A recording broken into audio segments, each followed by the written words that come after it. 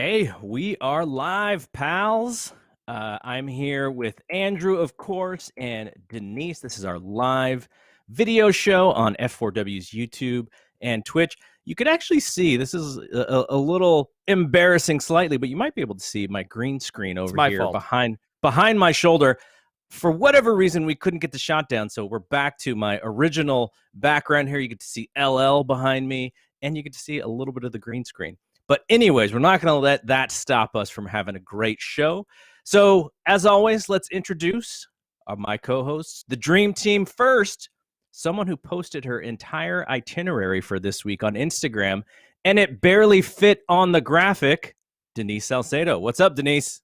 Yeah, and apparently I'm still missing another show. I just didn't know what day it was going to be on, so I haven't put it yet. And so now that has to be upgraded at some point in time. But this week is literally going to be nuts. That's why I was late coming onto the stream because I was literally utilizing every single minute that I possibly could. And I still didn't even make it on time. I was trying to export a video.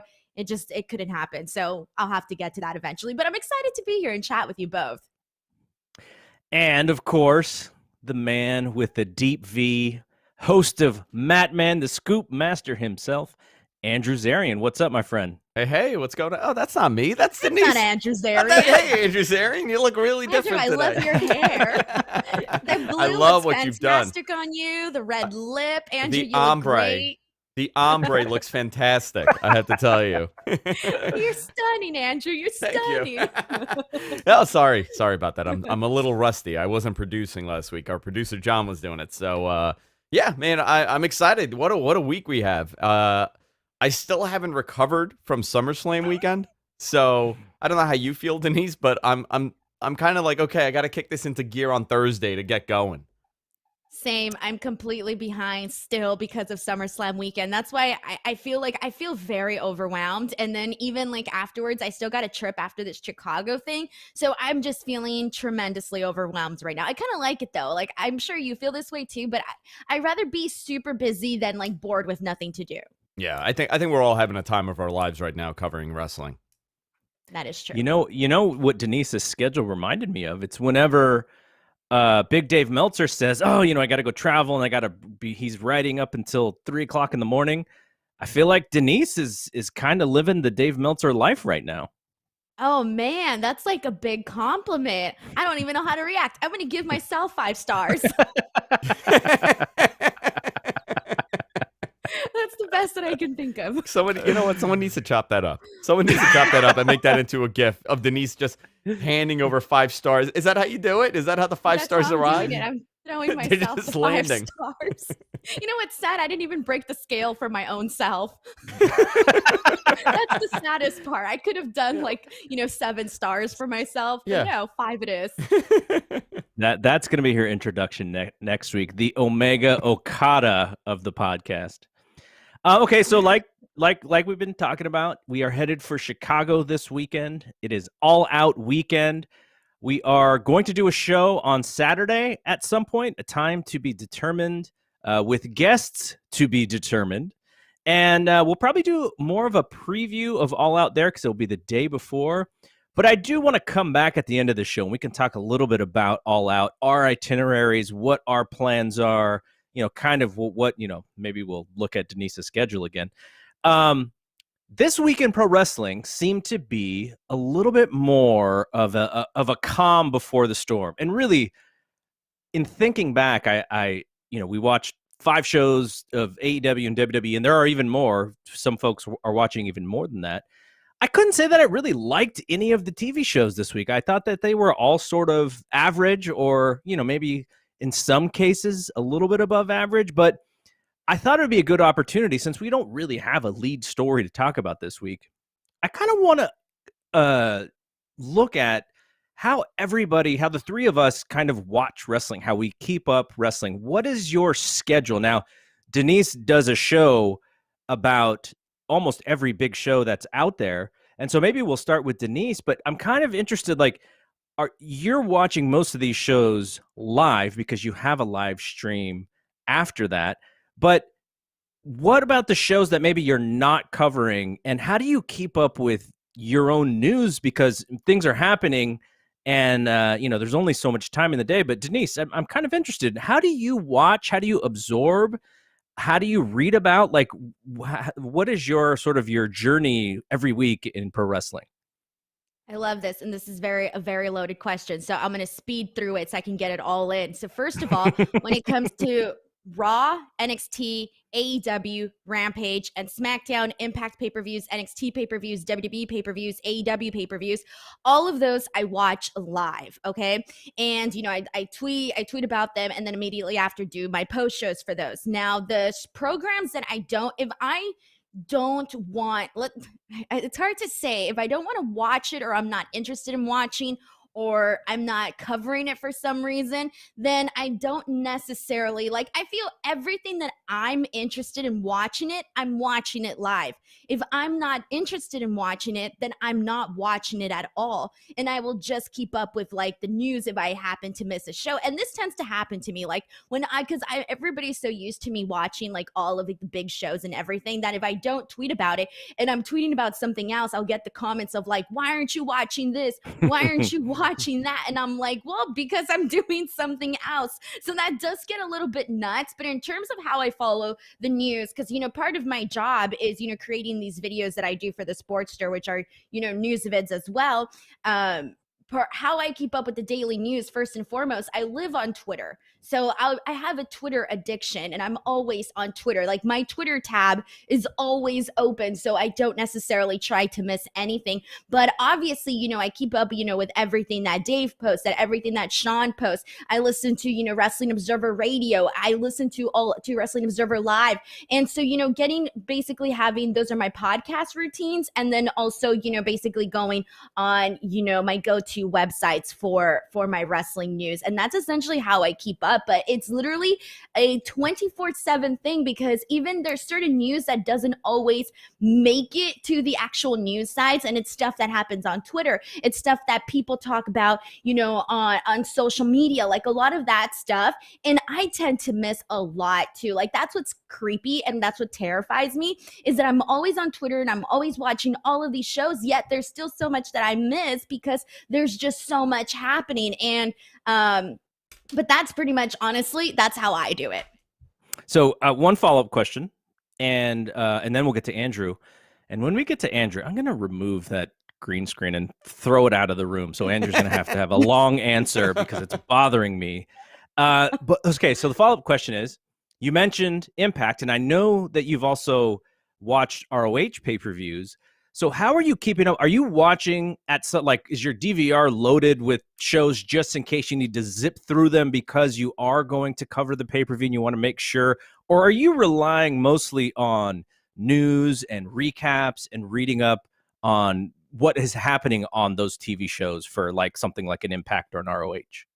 So for the things that I don't watch regularly, I rely on the news. And that's pretty much what I would do for Ring of Honor or even when I was doing the Triple Mania stuff, that stuff as well, So for me, it's but for the actual show though, I'm watching live. And here's the thing too, is that I do try to make time to watch things that I don't necessarily cover. Even if I don't get to watch the entire show, if somebody's talking about a really great match that happened in another promotion that, let's just face it, I do not have time to watch, I will definitely go out of my way to try to do that as well, just because here's the thing, and here's what a lot of people don't realize, and here's the key to succeeding in podcast and wrestling podcasts is really trying to make sure that you're aware of everything. And I know that's impossible, but at least trying to have a little bit of knowledge on every single thing, because there are a lot of people that I feel watch way more wrestling than I do.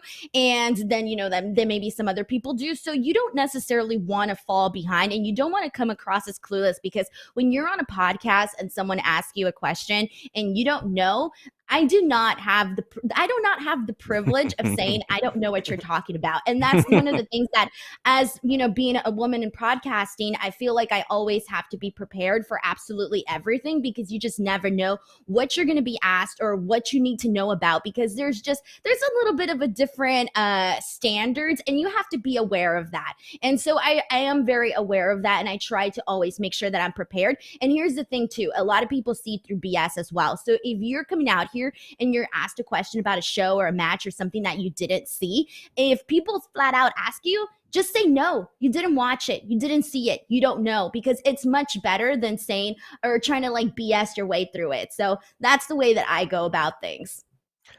You just said something that I think is very interesting, which is being a woman in this industry. Now, you said it very nicely, but I'm trying to figure out if I understand the meaning behind the meaning, which is, do you think that people are trying to expose you in some way by asking you questions? Maybe they think that you're not smart enough to answer. And when you fire back rapidly with your opinion, you're like, you can't get me. No, not necessarily. I think by that I meant is, I think this is the best way that I can put it, because I've seen this happen and I've seen a lot of this. So there's different standards. And by this, I mean, if a man were to say something dumb or something that isn't smart or not, or have a wrestling opinion that isn't necessarily the greatest, I don't necessarily think, yeah, they'll get hate, right? Because that's just bound to happen and people will call you out for saying something dumb. But I feel like if you're a woman and you say something dumb or you say something, outrageous, or you have like a really outlandish opinion or whatever the case may be, you essentially get judged, where it's to the point of, why is she here? Why is she here? People are always going to be asking, why is she here? Why is she in this position? And why? Because there isn't anybody else really doing it, at this level. And there, obviously there are other women, but it's just like, you're just going to get judged a lot differently from the men. And you always have to prove why you're there and why you deserve to be there, because people are just going to assume, oh, it's because of, she's friends with this person, or, oh, it's because of the way she looks, or, oh, she's just checking a box, or whatever the case may be. So you constantly have to be proving yourself and proving that you deserve to be there. And the only way to do that is to make sure that you come fully prepared. And that's the reason why I think that, I try to always make sure I know what I'm talking about, and, et cetera. So I feel like honestly, that's my outlook. That's my outlook on things. It's just always making sure that you're being prepared. And I think that's great insight into why you work so hard and why you spend the time to do it right, because you're trying to be the best version of you, but also what your experience is that you sort of have to be on top of things. So that's great insight into who you are and to what you do in this medium.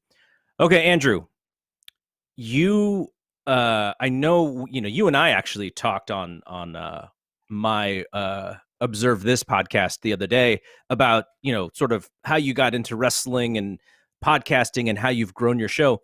But I'm actually interested in, with all the TV that is currently available just from WWE and AEW, like, how are you watching that stuff? Are you watching that stuff live?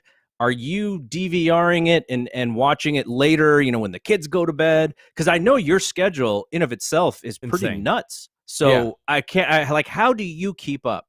So my answer is so different than Denise's. By the way, your answer was fantastic. I got into witchcraft about 6 months ago, and I haven't watched any wrestling. And I just write random things on papers, and I set it on fire, and everything that's happened in wrestling comes to me. Is that now not how everybody else does it? The information just comes to you. Just comes to me. Yeah, I write things on a piece of paper like this. Like, I wrote Dave, Brian, Sean, not Denise, and I hate Joe Pearl. And I'm going to set this on fire in my yard. And all of a sudden, I get all the months worth of wrestling coming to me.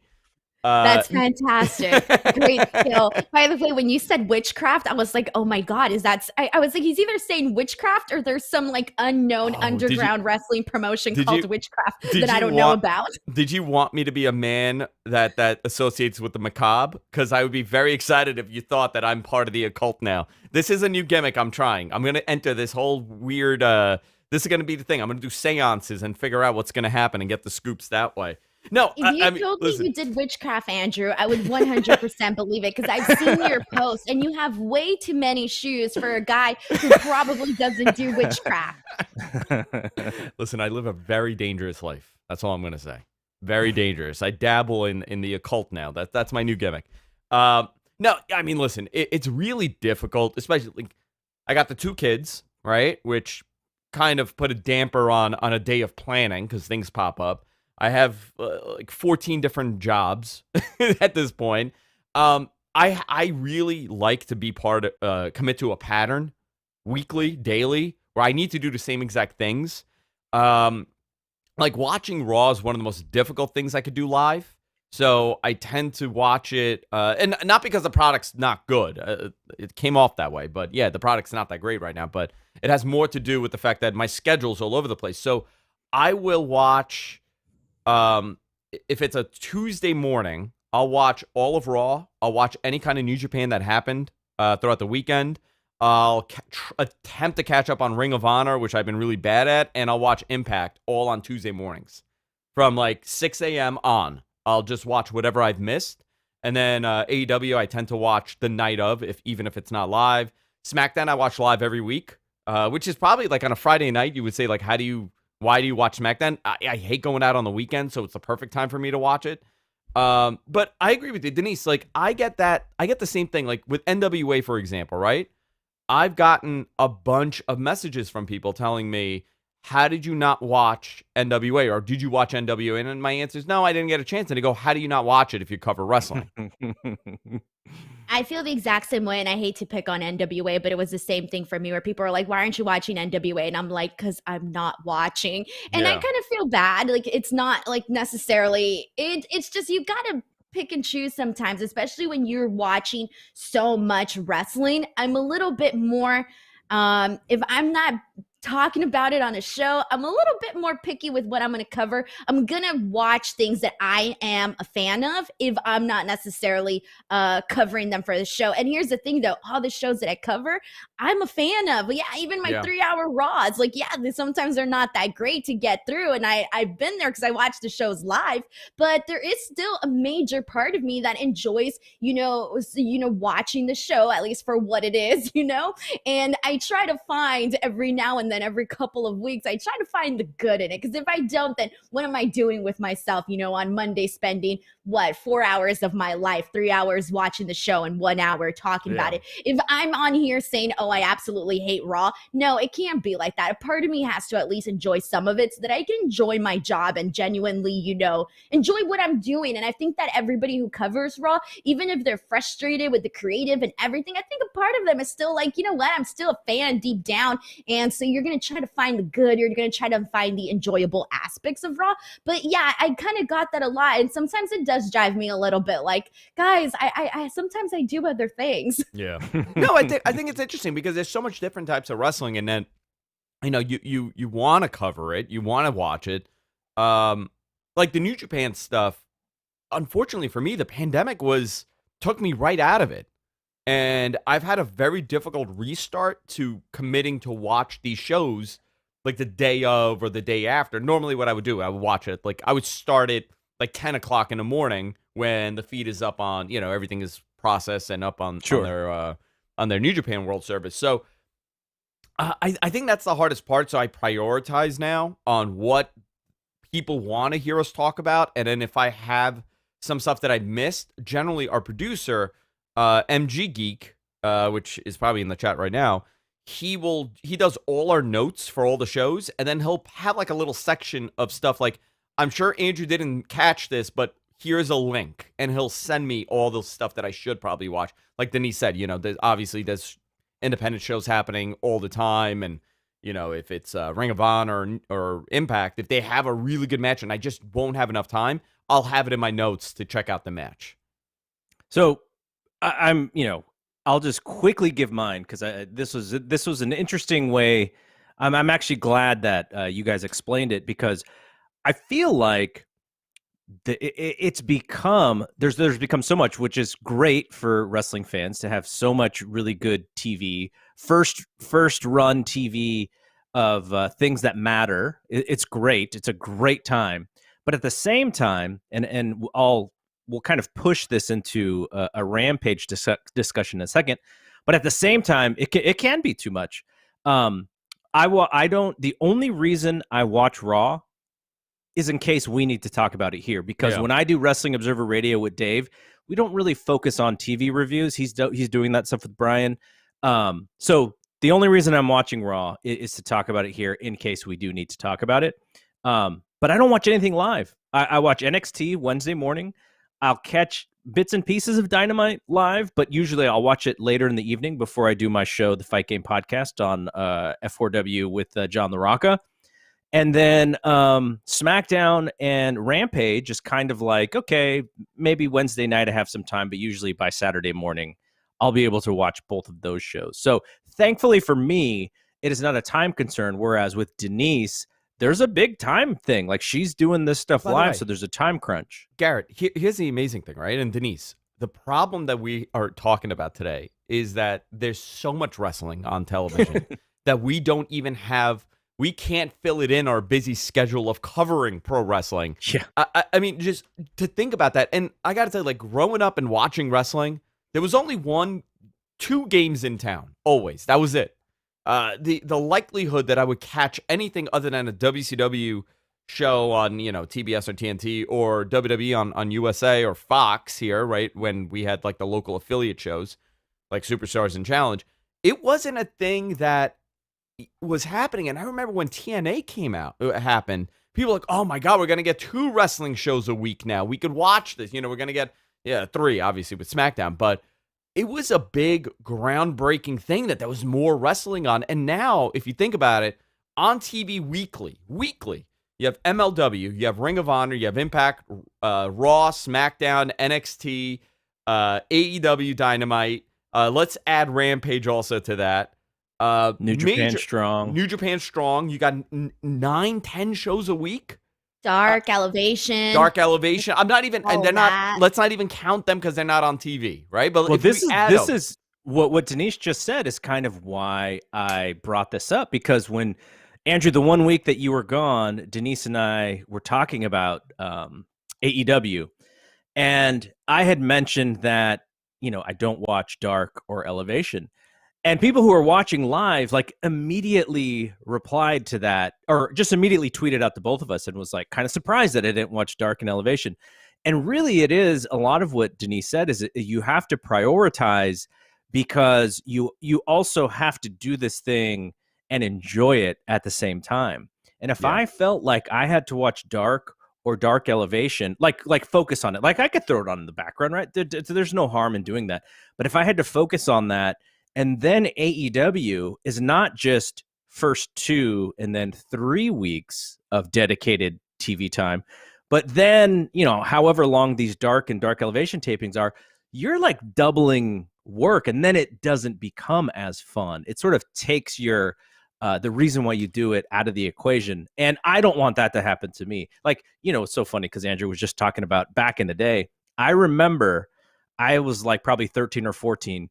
And I would wake up at 6 a.m. on Saturday to throw on whatever the WCW show was at that time. And I was not really super paying attention. Like I was probably laying on the couch half asleep because it was 6 a.m. on the weekend. But that's like, it was appointment television. It was like, okay, I need to just be aware of what's going on. And then Superstars would come on after that. And then there maybe was a Friday night WCW show. But when I was a kid, all of that stuff was like, awesome. So much wrestling. I mean, do you remember, Garrett, what the first time? You start off watching WWE, right? Not WCW? I was more WWF, NWA. I go back that far, like mid-'80s. Okay, but what was the first thing you got into? Was it WWF that you got into first? Right? It was Hogan, for sure. It was Hogan, 100%. Yeah. So, 100%. Denise, how about for you? What was like the first wrestling you got a hold of? WWE. I grew up a WWE kid. I would watch Velocity, Sunday Night Heat, love it, Confidential, and like I think about it and I'm like, why did I watch all of those shows? I could have probably been playing Barbies or something. You know what? You know what though? Good thing you did, right? Good thing you did. I always say thought like things were going to happen on the shows, and really nothing ever did. So I don't know why I saw this as can't miss TV. Well, you know what? Different era. But for me, like watching, I grew up WWF because I grew up in New York, and it was on TV, and that's the first thing you see. But the first time I got a glimpse of WCW, I was like, oh, this is interesting. This is different. Why does everybody look like a drunk dad from the 80s? I was fascinated by it. Like everybody, Arn Anderson scared the crap out of me. I had a friend, Joseph. This guy lived down the block. His father I'm gonna say this, but I don't mean it as that I know anything. His father was a mean guy, okay? And like he terrified me. Like he was a little too aggressive with the kids, like with yelling. And Arn Anderson, he looked just like I'm like I was terrified of this possible abusive dad on my television. You know, like terrified me seeing Arn Anderson. But growing up as a kid, like you never got that, right? You only had like what you were supposed to watch. And then this thing is on and you're like, "Oh wow, there's this other wrestling. I'm into it." You know, it's interesting. And then you get ECW and you're like, "Oh, this is dirty." You know, I feel like I'm watching an adult film, like as like a 14-year-old, 13-year-old finding this thing on at 1 o'clock in the morning. Very different mindset, right? When we consume content like that. And now it's everywhere. There's wrestling. There's no secret channel to find wrestling on. It's everywhere. Yeah. I've told this story before, which is the first time I saw Ric Flair and Dusty Rhodes, it was on this old syndicated show called Pro Wrestling This Week or something like that. It was Gordon Soley and Joe Pedicino. And so they're presenting, it's probably one of the Starcades that Flair and Dusty Rhodes main evented. And so I'm watching this thing and they're going, the Nature Boy. And I see the Nature Boy and I'm like, oh, that must be the big fat guy. Like he just lives in nature. He's the big fat guy. And then they go the American Dream. And I look at Flair and he's in this robe and he's got these women next to him. I'm like, that has to be the American Dream. Like he's, little did I know I flipped them around and the American Dream was actually Dusty and Ric Flair was the Nature Boy. But like that was when I first started to pay attention because these two guys were presented as like bigger than life. And I was like, wait a second here. Hulk Hogan is the guy. Where do these guys come from? And once I sort of figured out how things worked, I was pretty much watching both. I would at least say from 86 on, I was watching both as a kid growing up. And I didn't really pick. Like I probably leaned more towards WWF just because that's what I grew up with. But I was watching both, like pay-per-views, weekend shows. I didn't really, I didn't pick one over the other. I had all of them. If I wasn't going to be home, I had them taped. Like I was watching everything. Halloween Havoc 91 was my first WCW pay-per-view. Is that Chamber of Horrors? That was it was Chamber of Horrors, but I believe the title match, right, was Ron Simmons and Luger. Yep. That was the first WCW pay-per-view I've ever seen in my life, and I thought it was so wacky. It's like as a kid, as a child, I go, this is nowhere near Mr. Perfect versus Bret Hart. In my mind.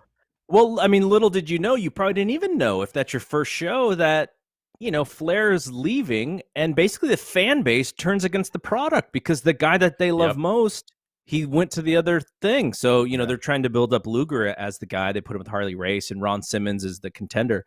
But yeah, the Chamber of Horrors is like this weird match. And that 1991 for WCW was pretty much a nightmare for that company. It was so bad. And we haven't even talked about like discovering like independent wrestling. I remember the first time my uncle was like, "Oh, I'm going to take you to a show," because he would take me to all the WWE shows. I'd gone to like UPW. That was like my first wrestling show. But I had never really. That's actually a good show, Denise, to go to a UPW show. That was my first wrestling show, period. But I went to like one or two, maybe two actually. And then I kept going to all the WWE shows. But then I remember my uncle one day was like, "Oh, I'm going to take you to like a different kind of wrestling." And I was like, "Well, what kind of wrestling?" And he kind of described it to me. And my question to him was, "Are they going to have fireworks?" And he was like, "No." And I was like, where the hell are we going that they're not going to have fireworks? Like, I'm not interested in this. And he ended up taking me to PWG. And this was back in 05. Yes, I had no idea. It was at the Jewish Life Community Center in middle of nowhere in I think the Hollywood area. I'm not even sure, but I had no idea. So I showed up and we were in the third row and I had never been that close to all the action. And this is how dumb I was. All right. So I was seeing guys like Chris Sabin and Chris Hero and all these people. Right. And I was like, oh, wow. They must let Impact use their guys because, what are they doing here? I mean, I was small. Okay. I was in 8th grade. So I wasn't, smartened up yet. But it was just one of those things that I just remember thinking what on earth is this? It ended up being the best thing ever. But it wasn't what I expected, because at that age I was into like, the show and, the production and everything that went into it. So I do feel like, discovering the independent scene and going to the shows is really what I think made me like I don't know if you want to say like a better fan or a smarter fan, but I became better at understanding wrestling once I started discovering like the independent wrestling scene. Yeah, 100%. Okay, so I actually wanted to kind of push this towards Rampage, because now Rampage, this upcoming show, which I'll be going live to, is their fourth show. Has that impacted your schedules to have another show? Thankfully, it's only 1 hour, so it's a pretty easy watch. But have either of you sort of figured out, okay, like I have it down now, this 1 hour show is not going to screw up my schedule? Or have you tried to figure out the right time to watch Rampage, Andrew? It doesn't mess up my schedule at all because I don't have any live shows going on afterwards. So it doesn't, like, I can watch it. I've actually, the last, I guess this is going to be the third week, right? No, fourth week. Last month, I've watched every single episode, including when I was in Vegas. I made, obviously, everybody made sure that they were in their hotel room or at a bar airing Rampage to see what's going on. But oh yeah, for me, I watch it live. I have it on. Like, I'm having a cocktail with my wife generally. Like, we do martinis on Fridays. So, like, is she watching with you? It's on. She tolerates it. Let me just say that. She tolerates wrestling because, in her words, I have this innate ability to ruin things that I love by making it into a job. So right now, she's very gung-ho about the wrestling stuff because she knows that, I'll eventually start hating myself for watching so much of it, and it'll come off the TV and I'll enjoy my time. But no, listen, she does enjoy it when it's good. She'll watch it like she knows everything that's going on based on hearing me talk about it. But it's part of, I'll have it on in the background if I'm doing something, but it hasn't really affected any of my like production for shows and stuff because I record on a Thursday. And, there's plenty of dates for me to catch up. The only thing that really screws me up is if on a Wednesday, for example, I'm not home Wednesday night. I got to now scramble to watch this before 10 o'clock in the morning. Yeah. Yep, because that's when you do Mat Man. That's when I do Mat Man, yeah. And Denise, I think we already talked about this. It gives you another thing to try and watch while you do your coverage of SmackDown and Rampage on Friday night, right?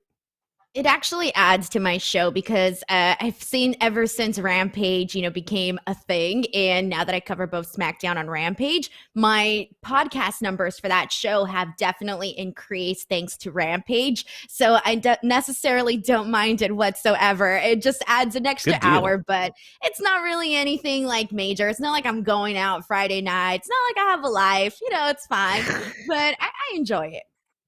By the way, if you want to see a great photo that Denise posted of her and El Generico, how old are you in that picture, by the way? Oh, dude. When was that? I think that was 2012. So I was probably like, I don't know, maybe like, let me see, 8 plus 12, 8, 9, 10. I was like 20. Wait, I couldn't have been 20. No, you weren't that old. No, yeah, I don't think so. Like you were I was a like lot younger. Young teenager. Yeah. I don't remember. I was a lot younger than that, though, but I think it was 2012, 2011. No, that couldn't be right. I have to go back and find the post and see what year I posted. Hold on. Yeah, but it shows that, basically what she's talking about, which is she was going to independent shows as a youngster because she replied. When I started going to the shows. She replied to Sami Zayn. With a photo of her and Generica when she was much younger. I have a good story actually about that. So he was a person, because, again, I was still young, like when I was going to the show. So I was very, the person that, I would extend my hand and hope that the wrestler, gives me a high five and I would mark out for it. He was the one person every single show that I went to that would never skip me. Never skipped me. He would always make sure to give me a high five no matter what. Even if he did skip me in the beginning, he would come back and make sure he got my hands, and that earned my respect for life. That's awesome. That's like the kid who gets the Bret Hart sunglasses at a show, fan for life. Yes. Okay, so let's. I have two quick questions for y'all, and we're already almost 40 minutes into this thing, and then we'll kind of finish off with our itinerary for this weekend, and then our performer of the week. So quickly, and maybe this is more of a question for Andrew, who may have some insight, but we are officially at Adam Cole free agent watch time frame. I think Sean Ross Sapp reported that he is officially a free agent now. I mean, are we still thinking that he's going to AEW, or is there some change to that thinking, Andrew? That memo conversation from yesterday online was fascinating for sure. Apparently, there was a memo that was sent out to people that should be in the know. And I'm going to put it that way. There was some questioning as to why these people got this memo, because they should know this by already. But the Right. memo essentially stated that Adam Cole is no longer with the company. So I asked to find out if this is a normal thing that's done when someone is in a process of negotiating. By the way, this is for WWE to lapse on a contract like this and to not have them locked up and still be negotiating this close and even after the fact is a rarity. Like honestly, a handful of times this has happened in the history of the company. So something is up over there, obviously. You know, 2 weeks ago, I would have told you there's no way. My personal belief was that he was staying. A lot of people within the company thought he was staying, but now everything has shifted where now people are thinking, okay, he is going to leave. I don't know the answer to it. I really don't. Even if I did, I wouldn't ruin it. If it was happening like this weekend, I wouldn't want to ruin it, but I am telling you, I don't know. I don't know. All right, but so I'll give my 2 cents here, and then we can finish off with Denise. My feeling is Adam Cole. They've had every opportunity to bring this guy up to the main roster, and they've just chosen not to for whatever reason. Even when Undisputed Era was the hottest act in pro wrestling, and that just was not in the cards for whatever reason. They put it off, and every time there was a big Raw after WrestleMania or Raw after SummerSlam, a lot of the noise was, oh, Undisputed Era, they got to be the ones to come up, and they just never did. I don't feel like he is their definition of who a WWE superstar is. And the only reason I think that they want to bring him back is because they have to save face to the current talent who is there, basically saying like, look, if you work hard and you can come up, look at this guy, we really want him. I'm not sure if they really want him, but I think they may do it, or they may be doing it because it kind of baby faces them to the other talent. Because like if you think about, work hard, get over, that's him, right? He works hard, he got over, great act, the fans love him, and they still stalled him out. So that's a little bit more about what they do than what he does. And so more power to him if, maybe he has them by the suit tie and can leverage it to where he just, makes as much money as he possibly can. But I don't know if they're going to really do anything with him. So that's just my 2 cents. And Denise, you can close this topic out before we move on. It's all about perception. I've said this once, I've said this twice, and I'm going to stick with it. It's all about perception. And right now, the perception with the company isn't that great. And I think, trying to hang on to Adam Cole, for me, feels necessary for the company, because you don't necessarily want people being like, you have Ric Flair asking for his release. You got, all the releases that happen. And it's just like, you want to make sure that your company is essentially, in the eyes of the people, a go-to place, a place that everyone wants to go to. And right now, that's not the perception that they are giving off. So that for me is what I got to end up with here. If Adam Cole, definitely just gone, doesn't return, and from the looks of it, it doesn't seem like he is, it doesn't look that great for the company. So let me, you said something, so you brought up perception, right? And Correct. the perception, and this is something I've been saying for weeks, perception means everything at the end of the day, right? Stocks, the perception that it's going to perform well, sells. I mean, you can look at the crypto market. You can look at, Dogecoin. It's all the perception. It's nothing legitimate on the back end. But perception is a big part of this game. I think we sometimes focus in on numbers and in-ring performance and all that stuff a little too much. But at the end of the day, what is the perception telling you? What do people within the company think? While you were talking, I had to message a friend of mine that's over there, and I had to say, like, hey, can I mention this? And he said, yeah, go right ahead, mention this. The perception within that company forever has very much been WWE's the best. Nobody will come close to us. Yeah, you'll hear about buzzes that other people do, but in the long run, in the long game, there's nobody that will come near us.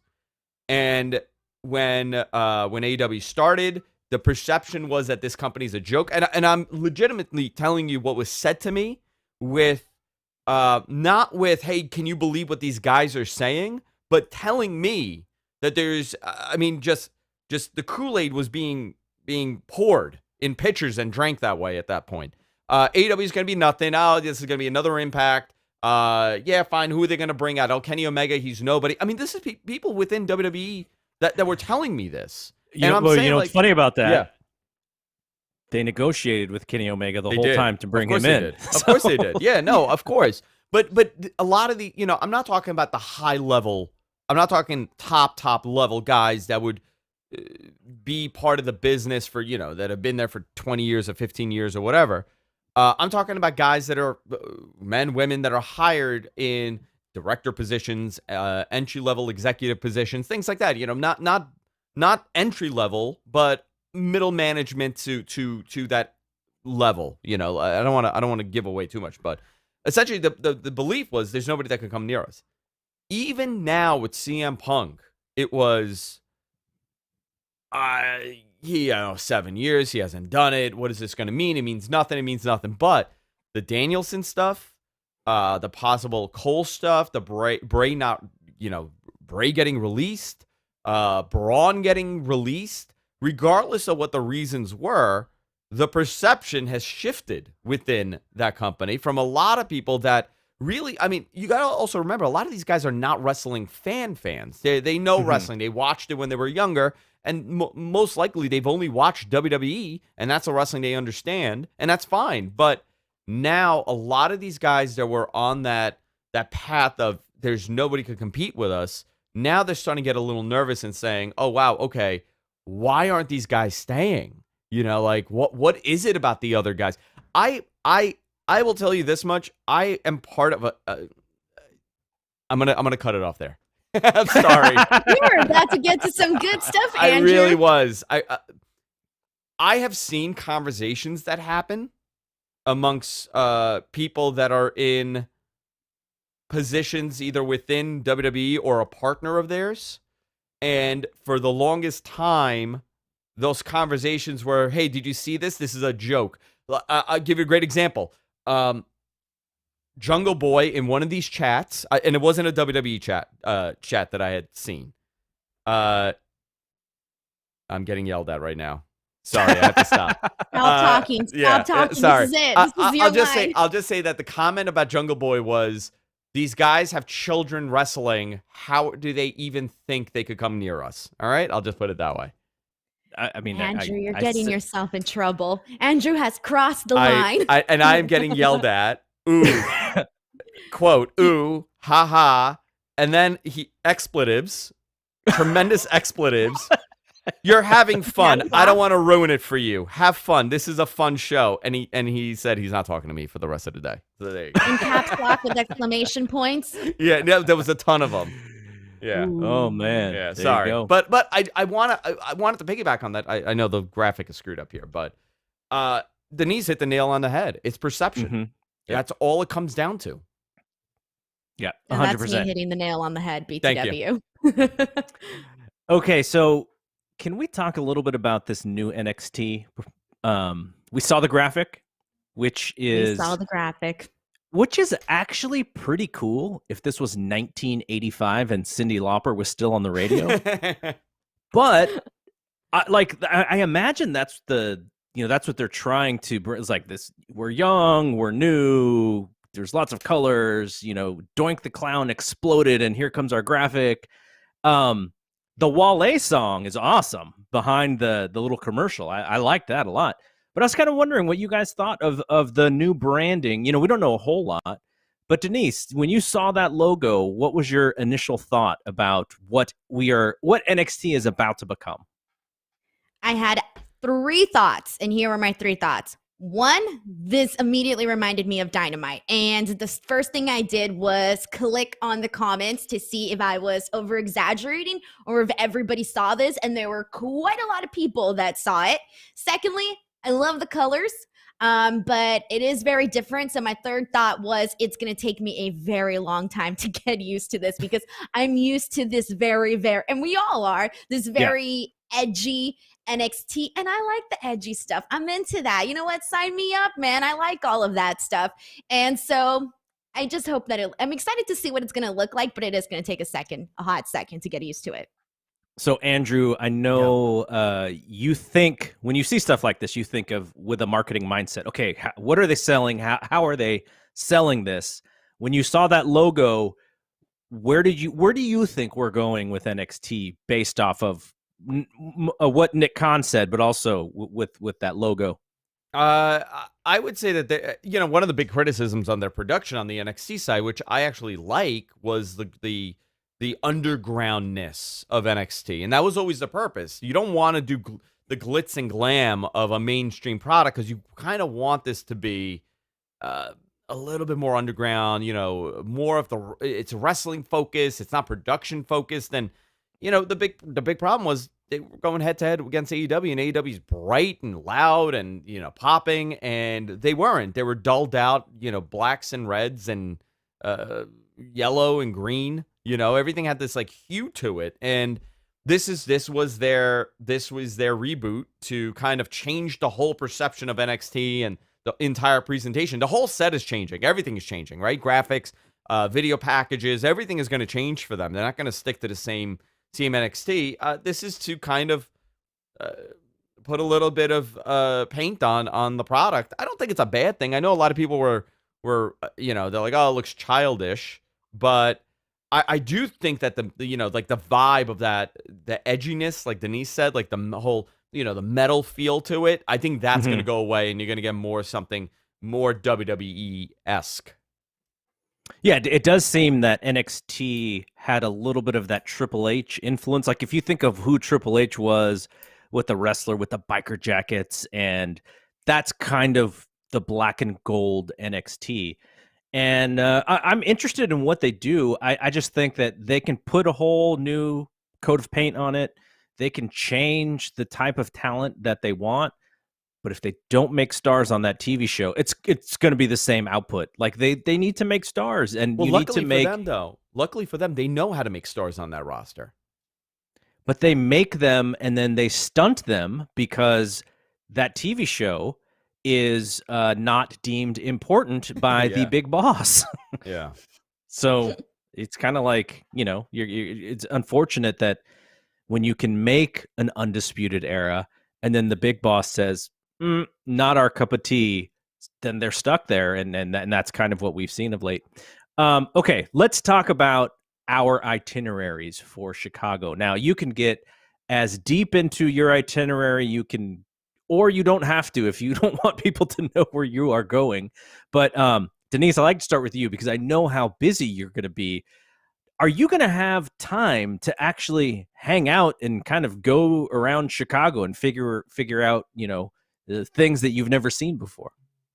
Yeah, so I did this on purpose because I've never been to Chicago. And like Las Vegas, I didn't really care about sightseeing. I've been to Vegas plenty of times. I don't even care. But you went to Chicago. I've never been to Chicago. So I made sure to leave a day early before like all of the events really start taking place so that I can go sightseeing. So yes, I'm going to do some sightseeing probably on Thursday. So that's going to be like my go-to day. And I asked people, where I should go. So I have this whole thread. You guys can steal some of the information because there's this whole thread with people telling me like where I should go, where I should eat, what I should experience in Chicago. So if you're curious about that, it's somewhere on my Twitter account, and that's what I'm going to be using, as a resource to like go places. But I'm obviously still have a lot of my shows. That's all going to happen. They're already scheduled. So if you want to know what shows I'm doing, my solo shows for Speak Now Pro Wrestling, they're already scheduled here on the YouTube page. So you can see those. You can set your reminders and all of that. I am going to be doing an all-out prediction show on Friday to make up for because I'm not going to be doing my SmackDown Rampage show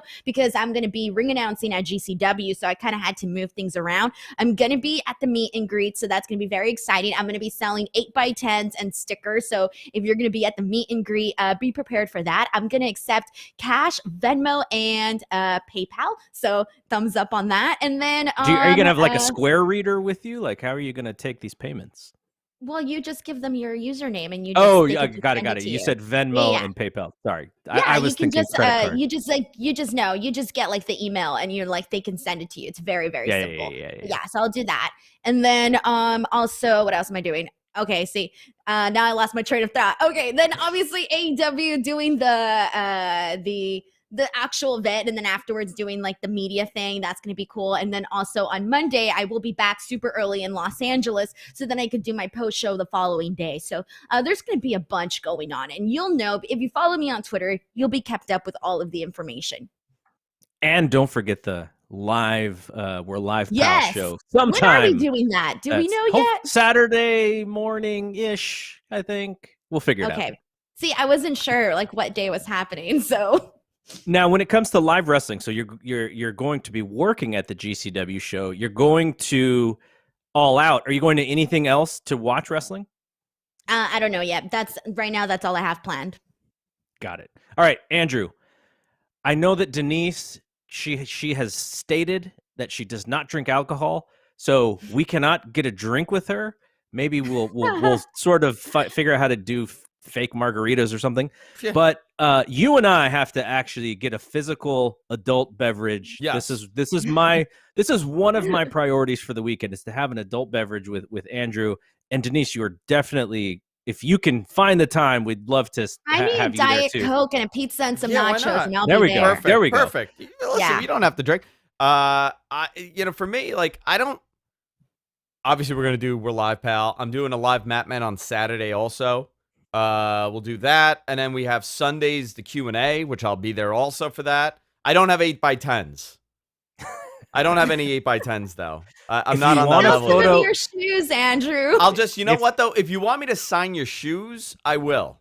All right. If you want a photo with Andrew, let me know. Yeah. I'll grab your phone with you. I'll snap it, and you can get your nice photo for social media with one Andrew Zarian. You could sign up. You could pay me on Cash App if you want, or sign up for my OnlyFans page. So that's how I'm making money this weekend. No, man, I wanna go to the show. I want to hang out with you guys. Obviously, I didn't get a chance to meet Denise and I was about to say Vegas. I wanted to go, but you got there super early to the arena. I wasn't even there yet. Oh yeah, because I was hanging out in the lounge. And I was just like walking. And you were just sitting in the dark in a bathroom. I mean, I was walking with like big shoes in the heat with all my equipment on that big bridge in like hot weather. I had people carrying me. I don't know what like I just had like a group of people just carrying me to my hotel. It was wonderful. I don't know. The experience you had was so different than mine. I hope Chicago's more towards my weekend than it was yours. No, I'm going to make my Chicago experience very luxurious, and I'm going to brag about it. That's going to be, that's it. That's my new goal for Chicago. I want to have a more luxurious time than Andrew Zarian. That's it. Listen, quite possible. You may have a better weekend than me, but is it going to be deep? Is it going to be deep dish? Like, what's the food? What's the one food that you're like? Are we going to do deep dish? We got to do deep dish.